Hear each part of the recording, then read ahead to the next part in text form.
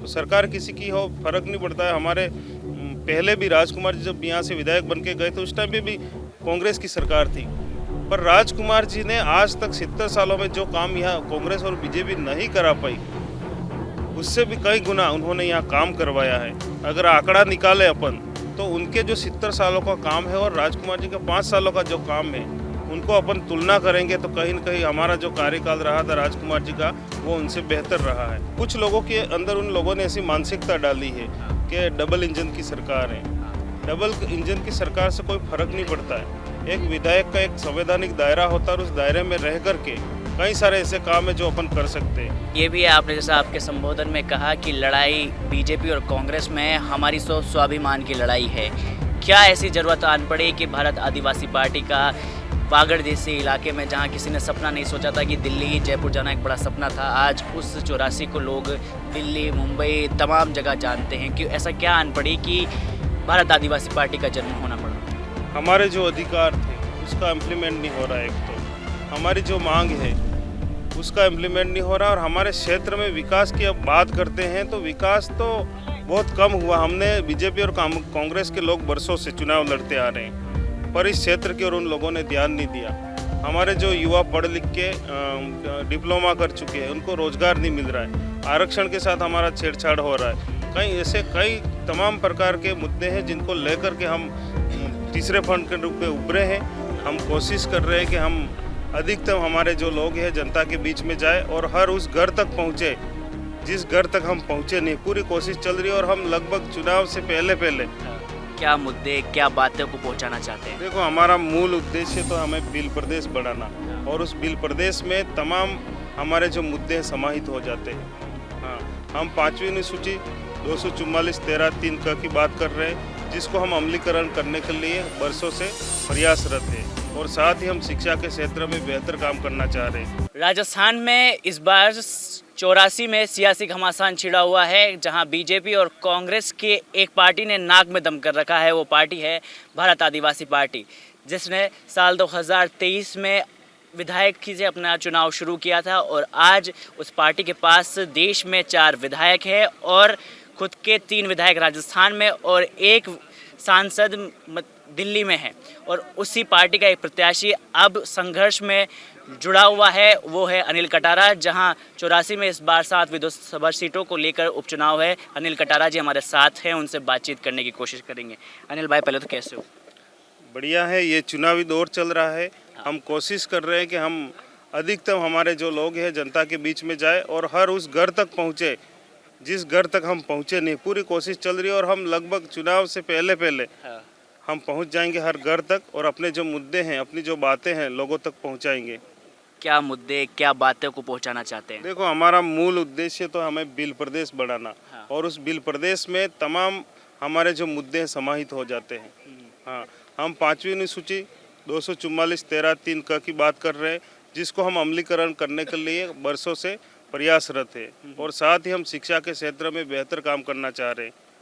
बेरोजगारी हमारे यहाँ पर अधिकतम है। कोशिश करेंगे कि बेरोजगारी को हम कम करें, और सबसे बड़ा मुद्दा यह है कि हमारे यहाँ रोजगार के अवसर नहीं है।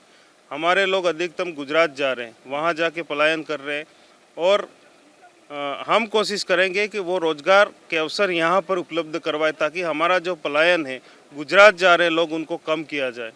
अनिल भाई, सवाल ये भी है, आपने जैसा आपके संबोधन में कहा कि लड़ाई बीजेपी और कांग्रेस में हमारी स्वाभिमान की लड़ाई है। क्या ऐसी ज़रूरत आन पड़ी कि भारत आदिवासी पार्टी का वागड़ जैसे इलाके में, जहां किसी ने सपना नहीं सोचा था कि दिल्ली जयपुर जाना एक बड़ा सपना था, आज उस 84 को लोग दिल्ली मुंबई तमाम जगह जानते हैं, कि ऐसा क्या आन पड़ी कि भारत आदिवासी पार्टी का जन्म होना पड़ा?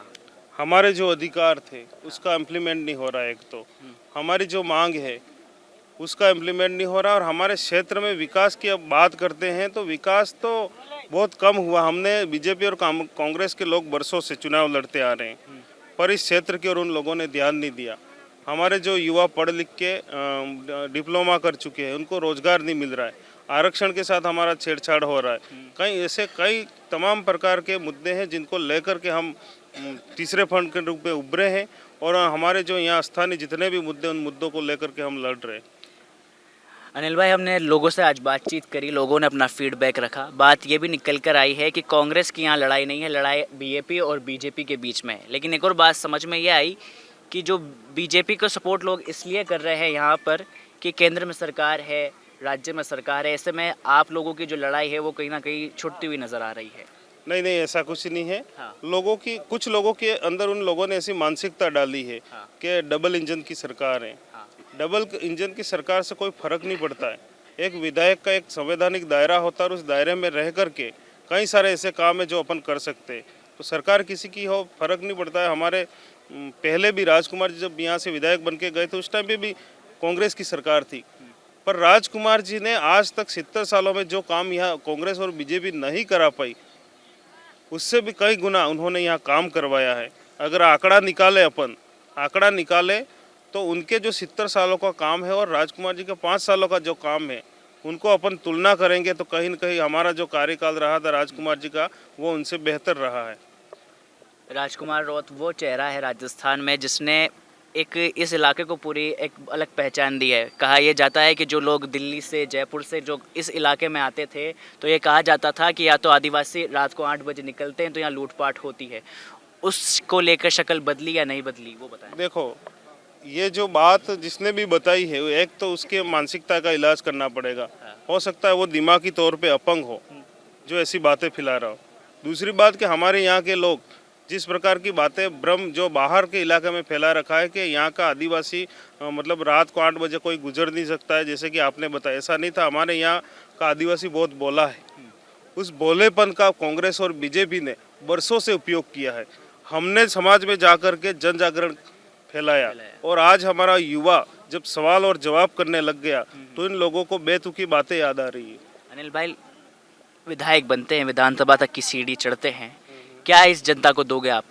इस जनता को हमारे जो संवैधानिक अधिकार है, हमारे जो विशेषाधिकार है, उसके साथ साथ यहाँ के जो भौतिक सुख सुविधाएं और यहाँ के जितने भी धरातलीय मुद्दे हैं, जैसे हम शिक्षा की बात करते हैं, रोजगार की बात कर रहे हैं, इसके साथ साथ हमारे पानी की बहुत बड़ी समस्या है उसकी बात कर रहे हैं, उसके साथ साथ बिजली, सड़क, पानी और अन्य तमाम जो मुद्दे जो यहाँ ज़रूरत है, उन मुद्दों को लेकर के हम विधानसभा जा रहे हैं और विधानसभा में ढंग से रखेंगे और तरीके से काम भी करवाएंगे। तो जनता हमसे आश्वस्त है और पूरा भरोसा है।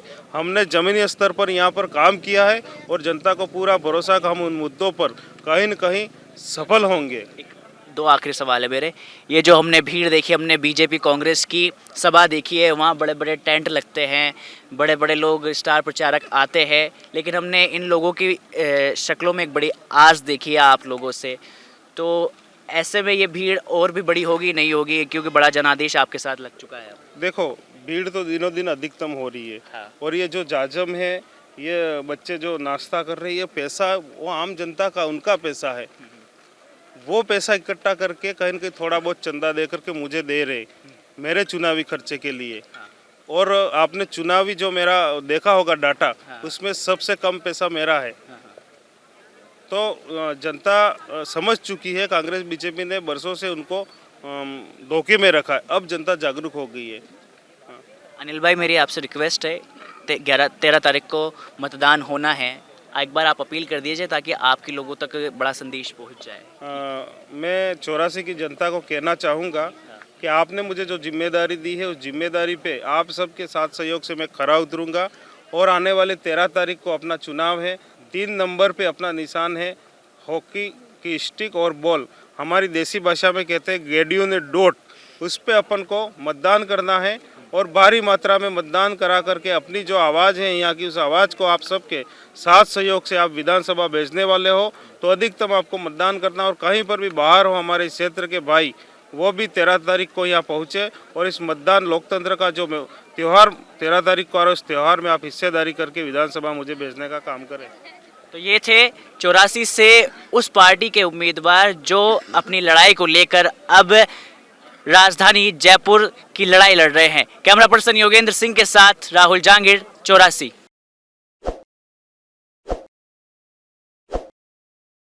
ताज़ा खबरों के लिए विजिट करें द फैक्ट इंडिया की वेबसाइट और डाउनलोड करें द फैक्ट इंडिया ऐप।